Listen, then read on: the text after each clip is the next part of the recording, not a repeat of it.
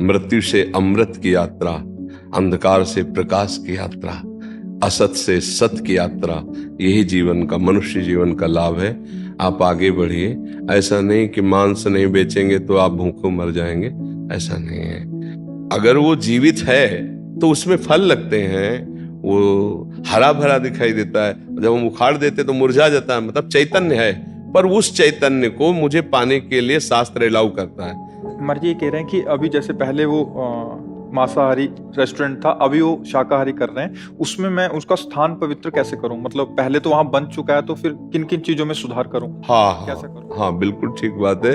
पवित्र भोजन, स्वादिष्ट भोजन, अच्छा भोजन, स्वास्थ्यवर्धक, पैसा भले 10 रुपए ज्यादा रख लो तो भगवान कृपा करते हैं, उससे भगवान कृपा करते हैं। चेतन कपूर जी, राधा वल्लभ श्री जी गुरुदेव आपके चरणों में कोटि कोटि प्रणाम। गुरुदेव मैं अधम आज से 9 महीने पहले मांस, शराब अथवा क्लब जाना, आज आपकी कृपा से 9 महीने से लगातार हर महीने से एक बार आपके दर्शन सत्संग के लिए आता हूँ। आपके बल से लहसुन प्याज भी छोड़ दिया है। गुरुदेव प्रश्न है बहुत कि सुंदर। मैं एक रेस्टोरेंट चलाता हूँ जिसमें मांस आदि बनता है, और वो भी बंद करने जा रहा हूँ केवल आपके ही बल से, और उसमें अब सिर्फ वेज शुद्ध शाकाहार भोजन ही बनाएंगे। बहुत धन्यवाद कि आप अंधेरे के मार्ग से प्रकाश की तरफ स्वयं लौट रहे हैं। बहुत धन्यवाद, क्योंकि प्याज लहसुन तक छोड़ने की बात आपने सोच ली। ये बहुत धन्यवाद कि आप अपने जीवन को प्रकाश की तरफ, अस्तो माँ सदगमय, तमसो माँ ज्योतिर्गमय, मृत्युर्मा अमृतम गमय।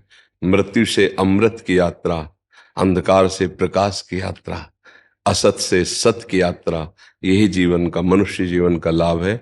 आप आगे बढ़िए। ऐसा नहीं कि मांस नहीं बेचेंगे तो आप भूखों मर जाएंगे, ऐसा नहीं है। आप सत मार्ग में चलेंगे तो मान सकते हैं कि जो सांसारिकताएं हैं वो आप में कम होंगी, लेकिन आप में सद्गुण ज्यादा होंगे, आप में शांति ज्यादा होगी, आप में संतोष ज्यादा होगा। सबसे बड़ा दरिद्र कौन? जिसकी जितनी बड़ी वासना उतना बड़ा दरिद्र। सबसे ज्यादा धनी कौन? जो संतोष धन से युक्त है और नाम जप करता हुआ। अगर 4 रोटी और नमक खा करके संतुष्ट हो तो आपसे बड़ा कोई धनी नहीं है। अगर लाखों करोड़ों अरबों की वासना है तो इससे बड़ा दरिद्र क्या है? कभी इसकी पूर्ति होती है क्या? 100 से हजार, हजार से 10,000, 10,000 से लाख, लाख से करोड़, करोड़ से अरब, अरब से खरब, फिर भारत का नंबर 1, फिर विश्व का नंबर 1, ये चलता रहता है मन में। वो दरिद्र ही है, वो कभी तृप्त नहीं हो सकता। तो बहुत अच्छा है कि आप कदम उल्टे वापस ले आए, नहीं तो जो मार्ग है वो नर्क की तरफ जा रहा था।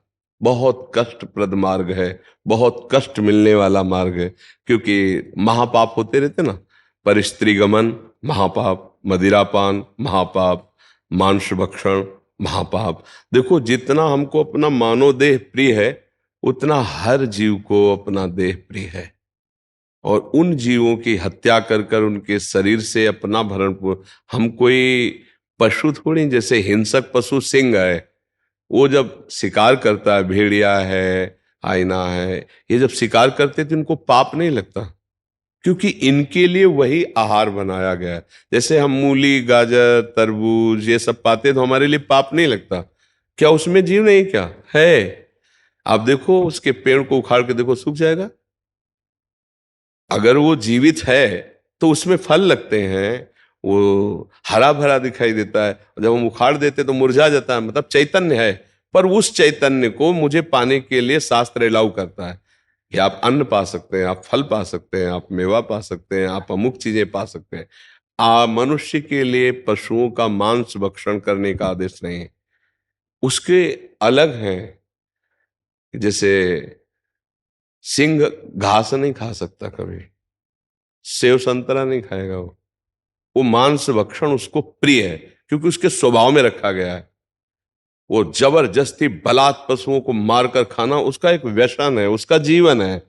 मनुष्य का ऐसा नहीं। अब जैसे छोटे छोटे पशु पक्षियों को लोग ऐसे, बहुत निंदनीय है, जिंदा पशुओं को भून करके लोग खाते हैं।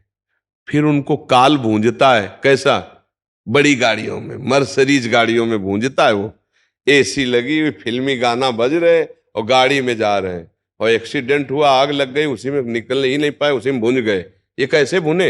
उनका परिणाम किसी कर्म के परिणाम से आया हुआ है।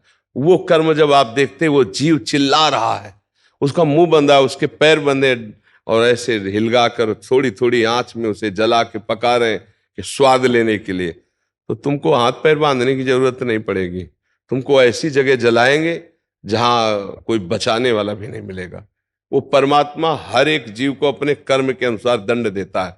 तो ये तो कहो आप लौट पड़े, तो अब जब नाम जप करोगे और लौट पड़े तो भगवान कहते हैं अहम तो आम सर्व पापेभ्यो मोक्षयिष्यामि मा शुचा, मैं तुम्हें समस्त पापों से मुक्त कर दूंगा। तो पहली बात हम तुम्हें धन्यवाद देते हैं कि आप सतमार्ग की तरफ चलने लगे। अब आप जानना क्या चाहते हैं? ये कह रहे हैं कि अभी जैसे पहले वो मांसाहारी रेस्टोरेंट था, अभी वो शाकाहारी कर रहे हैं, उसमें मैं उसका स्थान पवित्र कैसे करूं? मतलब पहले तो वहां बन चुका है, तो फिर किन किन चीजों में सुधार करूं? हाँ कैसा हाँ करूं? हाँ, बिल्कुल ठीक बात है। तो आप गंगा जी, आपको जहां आसपास हो तो गंगा जल से छिड़काव करके और उन पात्रों को हटा दो वहां से, जिन पात्रों में मांस रंधन हुआ उनको फेंक दो, वो रसोई में भी नहीं रहने चाहिए। और गंगा जल से करके, और जैसे गाय के गोबर आदि से लीप, तो वो परम पवित्र माना जाता है। फिर जैसा मान लो जैसे पत्थर आदि है, तो थोड़ा सा ऐसे गाय के गोबर लिया, ऐसे कर दिए और फिर धुलाई कर दी, फिर गंगा जल डाल दिया, फिर धुलाई कर दी, और जो पात्र मांस रांधे गए उन पात्रों को बिल्कुल वहां से फेंक दो। वो प्लेटें, वो बनाने के पात्र, वो सब उनको फेंक, एक नया सिस्टम रख लो।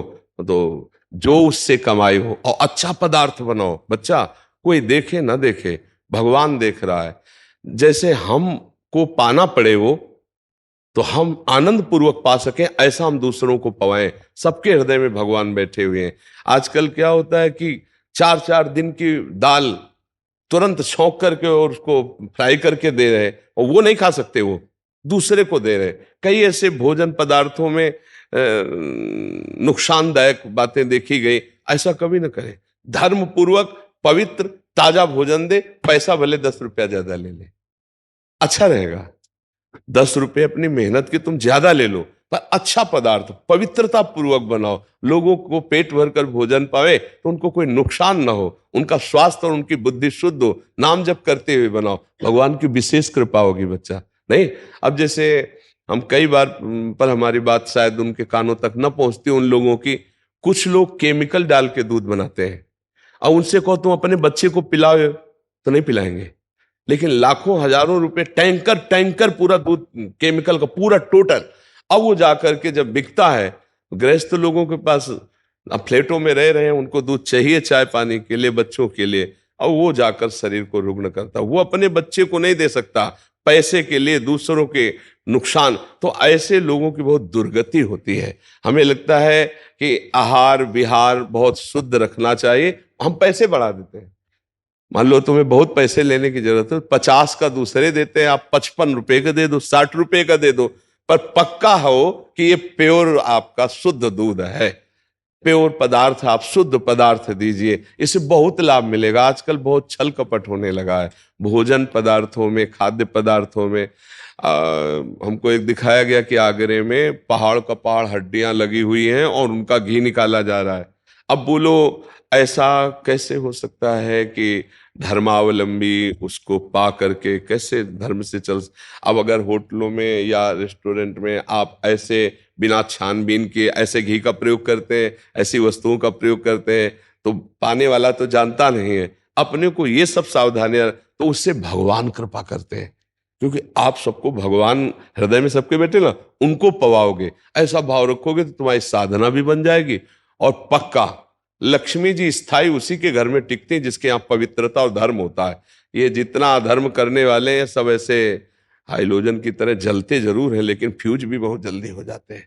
और भले दीपक की तरह जलो, बराबर कुल परंपरागत प्रकाशित रहो, ऐसे धर्म से चला जाता है। ठीक है ना? आप मेरी दुकान पे महाराज जी लड़के भी काम करते हैं ना जो, तो वो भी नॉनवेज आदि मांस नशे बहुत करते थे।